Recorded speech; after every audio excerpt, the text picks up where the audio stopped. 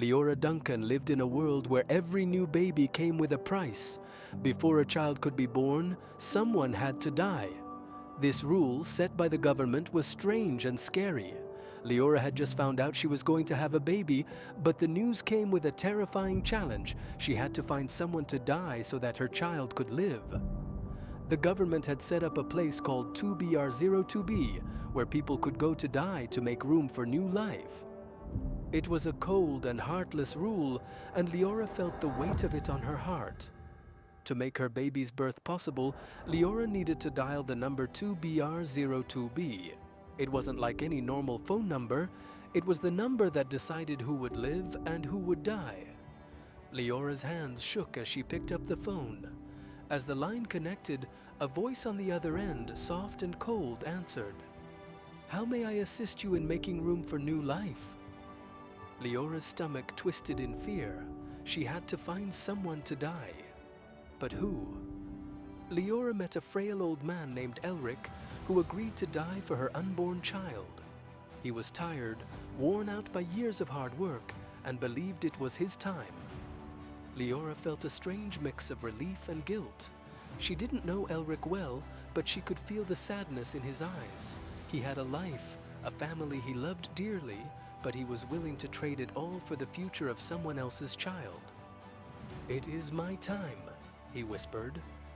Leora nodded, but she didn't know if she could ever forgive herself.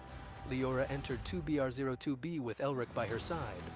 The room was sterile, cold, and empty. It smelled like metal and sadness. A man named Dr. Franklin, a cheerful yet robotic figure, greeted them with a smile that made Leora shiver. "Welcome," he said. "Let us begin the process." Leora tried to steady her breath. It didn't feel like a ceremony, it felt like a business transaction. Life for death.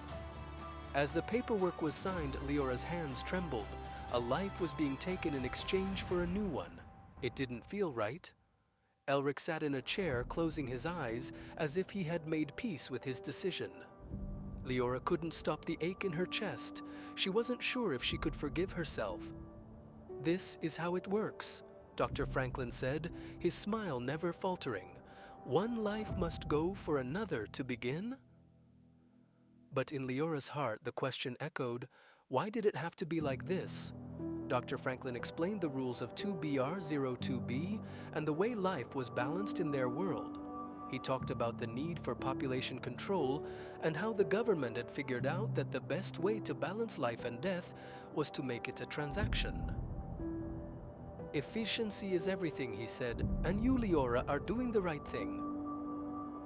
Leora wasn't sure she believed him. As he spoke, she noticed a strange glint in his eyes. Was he enjoying this? Did he think of death as just another business deal? As the hours passed, Leora couldn't shake the feeling that something was wrong. She wandered through the cold, sterile halls of 2BR02B, her mind racing. Every room was silent, empty, yet there was an eerie sense of watching eyes. The government had created this system to help, but all Leora could feel was the weight of the lives traded. Was it really fair? Was she doing the right thing? What would her baby think when they grew up in a world like this? Leora couldn't sleep. She kept thinking about Elrick and his quiet acceptance of death. She had learned that he had a family, a daughter he loved dearly, but he had agreed to die anyway. Why? She went back to his room and found him sitting up in bed, his eyes wide open. "Leora," he said softly, "I wasn't always this old. I had dreams too, but those dreams, they ended, and now I'm just waiting for the end." His words made Leora's heart ache. She felt guilty, but also she felt afraid.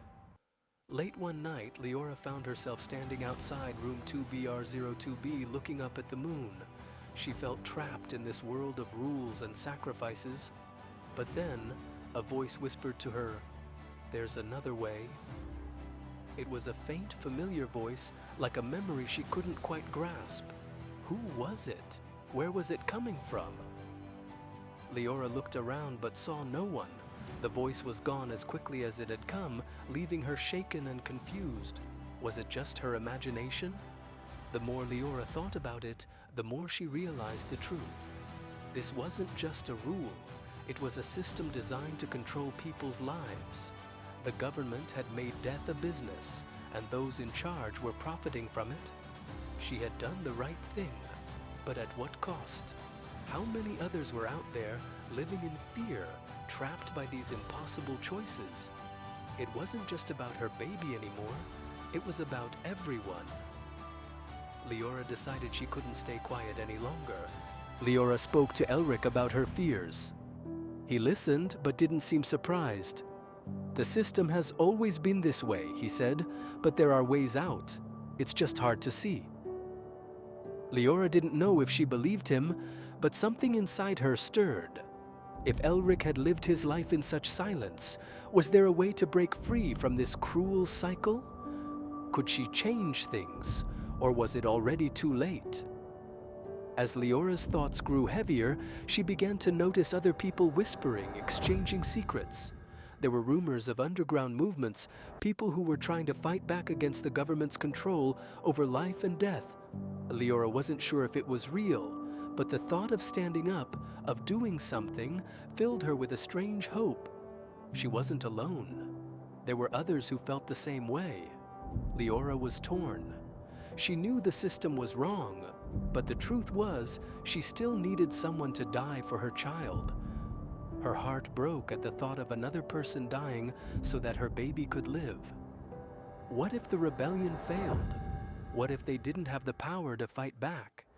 Could she really sacrifice another life for her own? The question gnawed at her, and she didn't know the answer. The rebellion wasn't easy. People fought, some died, and the government struck back hard. But as the battles grew, Leora began to see the change. It wasn't just about her baby anymore. It was about everyone's future, everyone's right to live without fear. She fought alongside Elrick and others who believed that life should never be traded. But every victory came with a price. Leora learned that someone close to her was working against the rebellion. The shock cut deep. Who could she trust now? As secrets were uncovered, Leora realized that not everyone wanted change. Some people were happy with the way things were. Betrayal stung like a wound that wouldn't heal, but Leora couldn't stop now. Not after everything they had fought for. The government made its final move, sending all its forces to crush the rebellion once and for all. But Leora, Elrick, and the others stood tall. They had come too far to give up now. The final battle would decide everything. Who would control life? Who would decide who lived and who died? Leora's heart raced as she prepared for what might be the last fight of her life. After the battle, everything changed. The government was no more, and the world was free from the rules of death and life. But freedom came with a cost. Many had died, and the price of their sacrifice weighed heavily on Leora's heart. Was it worth it? She wasn't sure. But as she looked into her newborn child's eyes, she knew one thing. This child would never have to face the same impossible choice. The world had changed. Leora's baby was born into a new world, a world where life and death were no longer controlled by the government. It was a world full of hope, full of possibility. But even in this new world, Leora knew the fight for freedom would never truly end. Still, as she held her child in her arms, she knew that they had won something priceless. They had won the right to choose.